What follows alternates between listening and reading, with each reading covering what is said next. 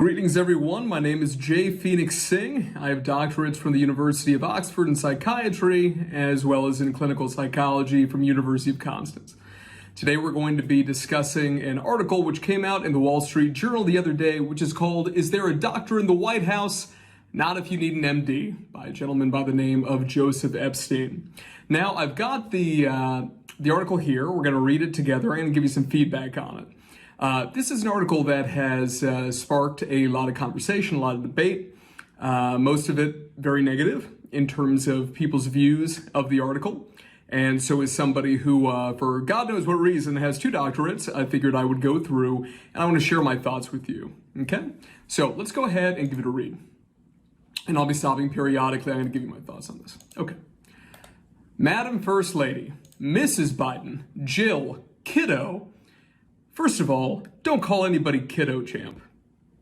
Okay? I honestly don't know who this guy thinks he is. The fact of the matter is that he's an 83-year-old. I don't care if you're an 83-year-old man or an 83-year-old woman. If you're writing this kind of a thing, and that's your first line, it's a little something that we like to call attention-seeking. Attention-seeking is a term that psychologists use, psychologists like myself, who have doctorates, in some cases unnecessarily like me, 2 of them, right? To be able to basically describe an individual who's doing things to be able to get a rise out of people. This makes me really sad that someone who is 83 years old, who's a man, and I have a lot of respect for men.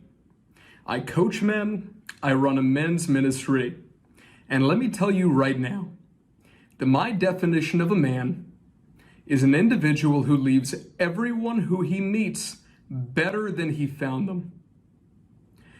It is embarrassing to me. As somebody, I don't care, I could have no doctorates, I really don't care.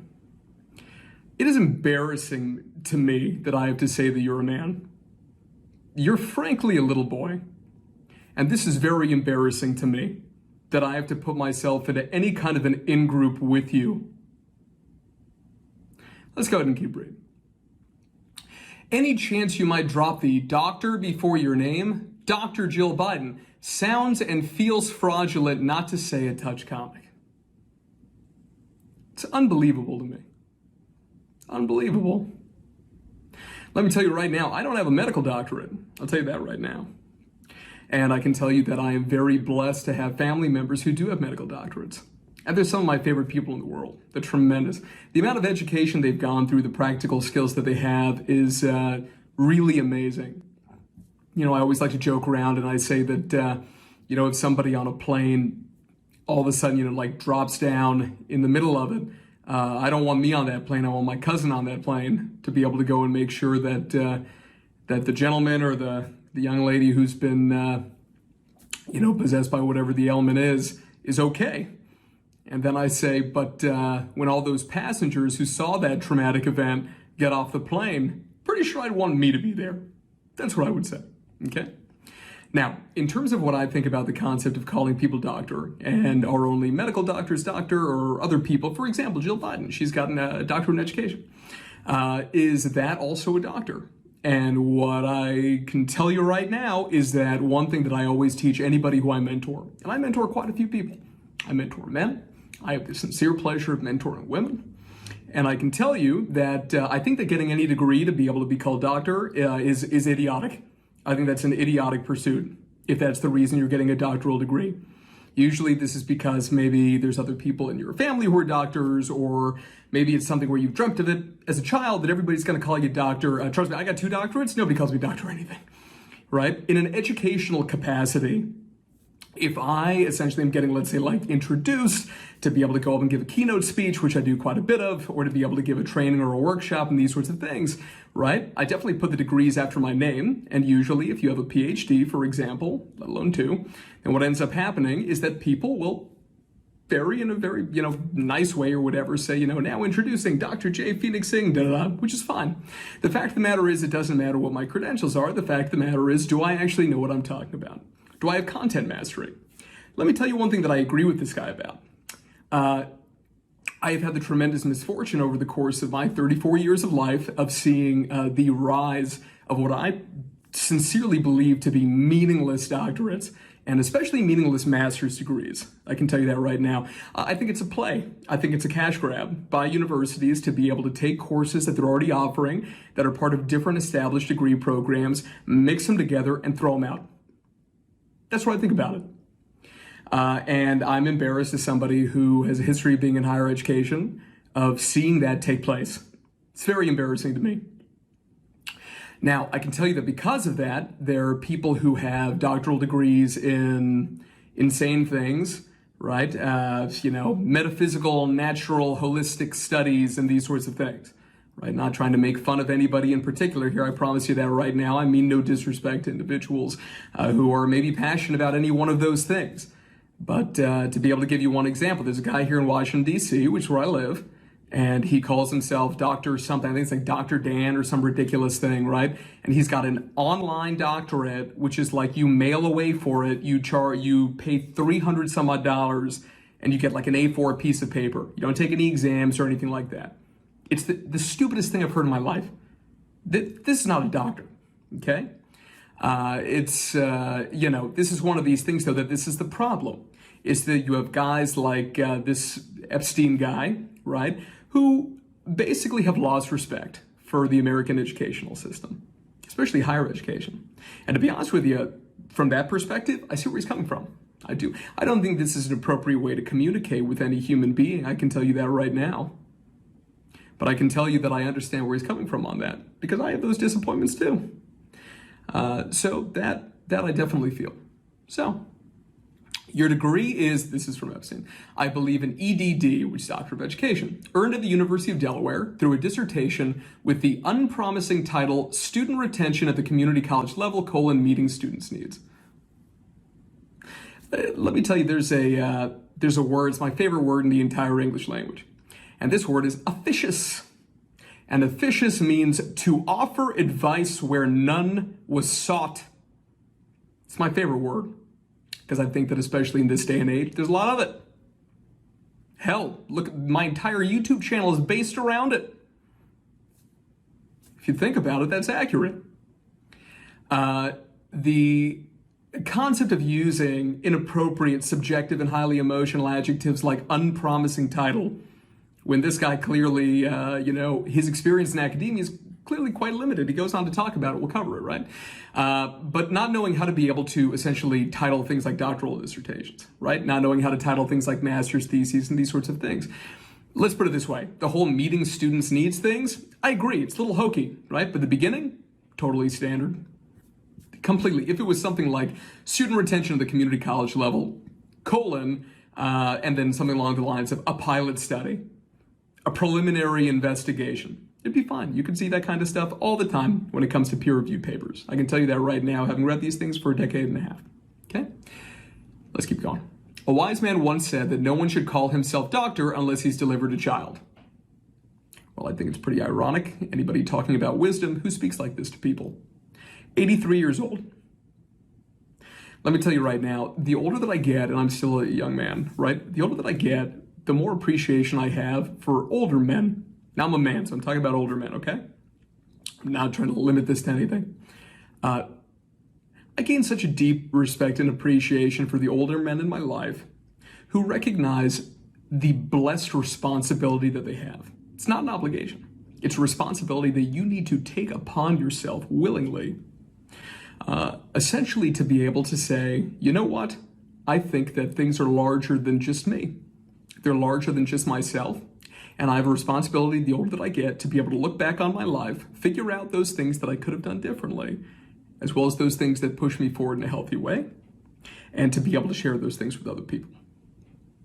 I think it's really, really sad that somebody talks about wisdom in this regard, and this is how they use their platform. Now, when I use the term disgusting, I don't say disgusting in a hyperbolic way.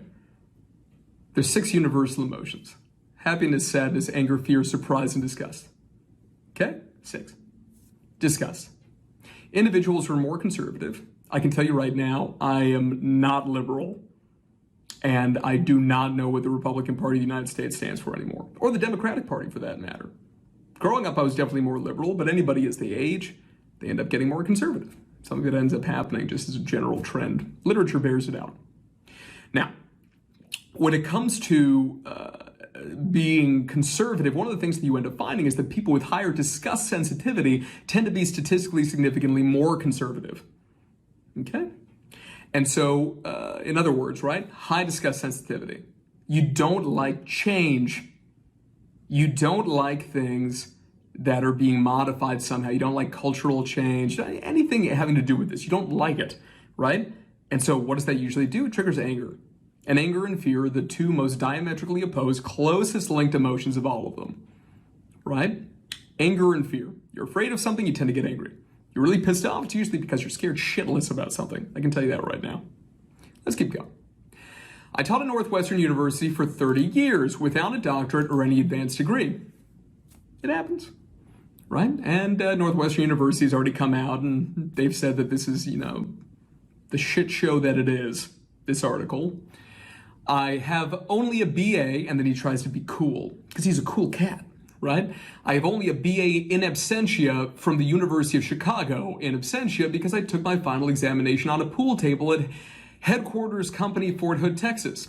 Cool. While serving in the peacetime army in the late 1950s. You have to bring the armed forces into this.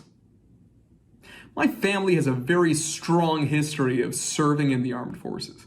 I love the armed forces. I was blessed to be able to be an adjunct faculty member at Walter Reed National Medical Center. And it's embarrassing to me that you drag the U.S. Armed Forces into this bullshit. Next. I do have an honorary doctorate. Not a doctorate, champ. I do have an honorary doctorate, though I have to report that the president of the school that awarded it was fired the year after I received it. Not, I hope, for allowing my honorary doctorate. Haha. During my years as a university teacher, I was sometimes addressed, usually on the phone, as Dr. Epstein. Shouldn't be the case. On such occasions, it was all I could do not to reply, read 2 chapters of Henry James and get into bed, I'll be right over. I was also often addressed as doctor during the years I was editor of the American Scholar. I mean, it just shouldn't be the case if you have an honorary doctorate, right? I mean, there's certain things here, there are lines, guys, that we can draw, boundaries that we can draw in terms of who should be called doctor and when, okay? If you are in an academic setting, right, or professional setting of any kind, if you're in my field, right, and there's a power differential situation, right, you're in my field, and you are at a lower level, a lower rank than I am, meaning that you do not have your doctorate, the respectful thing to do is to be able to call the person their honorary title, not an honorary doctorate, right, whatever that honorary title is, and then after that, the individual who has the honorary title should give you permission to just call them by their name. It's fine. So socially, my name is Phoenix. In academia, my name is Jay. It's how I've done it since I was 21 years old. Jay is my first name, Phoenix is my middle name, Singh is my last name. If you do not have a doctorate yet, you can call me Dr. Singh. And then I immediately will tell you, don't be ridiculous, right? And depending on the name of the game in terms of the relationship you and I are going to have, I'm going to tell you that you can call me Jay, or I'll tell you that you can call me Dr. Singh, right? Unless it's something where I'm mentoring you, working very closely with you, you're an undergraduate student of mine, you're not calling me my first name or my middle name. Why? Because it's important. Power differential is important because it provides the opportunity for people to project onto you the ability to persuade them more effectively and efficiently. It's important. My medical doctor, his name's John. Do you really think I call him John? Of course not. I call him Dr. McConnell. Why? Because in that capacity, in that context, that power differential is important. Frankly, for me to be able to trust him as my medical doctor. He's a great guy, I love him to death. But when him and I go and get drinks, he's become a buddy of mine. Do you really think that I call him Dr. McConnell? That's John. He's my boy, he's my buddy, right? Context is important here. I think it's exceptionally important. Next. So, I was often addressed as doctor during the years I was editor of the American Scholar, the quarterly magazine Phi Beta Kappa. Let me quickly insert that I'm also not a member of Phi Beta Kappa except by marriage. He's trying to be cute and basically say that everything in academia and these sorts of things is total bullshit, right? I can tell you that I am also not a member of Phi Beta Kappa, and if you ever watch this channel, you know that the reason why is because I was told that I literally only took psych and child development classes as an undergrad, which is largely true because I want to be a clinical child psychologist. So that's like a badge of pride for me, but I'm not going to go and argue and brag in the Wall Street Journal about it. I also received a fair amount of correspondence from people who appended the initials PhD to their names atop their letterheads. Yeah, you should do that.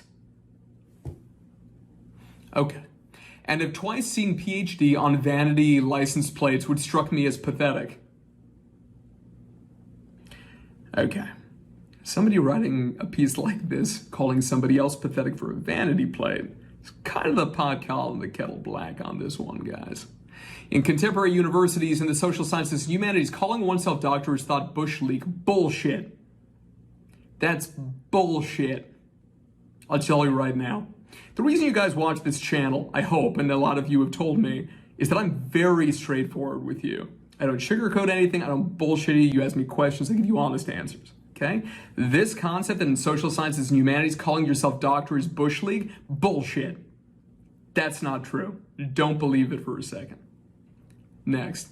The PhD may once have held prestige, but that has now been diminished by the erosion of the seriousness and relaxation of standards in university education generally, at any rate outside the sciences. Obviously, define the sciences. Overall, I would agree with that, though, okay, for reasons I mentioned earlier. Getting a doctorate was then an arduous proceeding. One had to pass examinations in 2 foreign languages, one of them Greek or Latin, defend one's thesis, take an oral examination on general knowledge in one's field. I don't know about the Greek or Latin piece. The latter two definitely true, and that's certainly true for most sciences and social sciences these days. At Columbia University of an earlier day, a secretary sat outside the room where these examinations were administered. A pitcher of water and a glass on her desk. The water and glass were there for the candidates who fainted. A far cry this from the few doctoral dissertations I sat in on during my teaching days, where candidates and teachers addressed one another by first names, and the general atmosphere more resembled, a coffee klatsch. Okay, so it's like a cafe.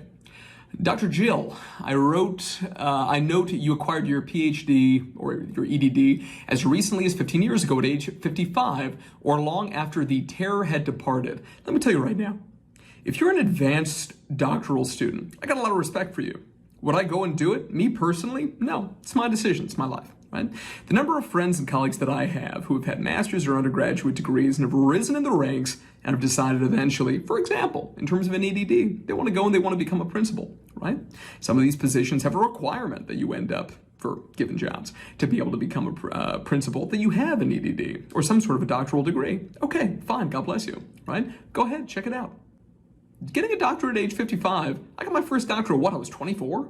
Got my second doctorate, I was like 27 or 28? That doesn't make me any better than this person. Doesn't matter who it is.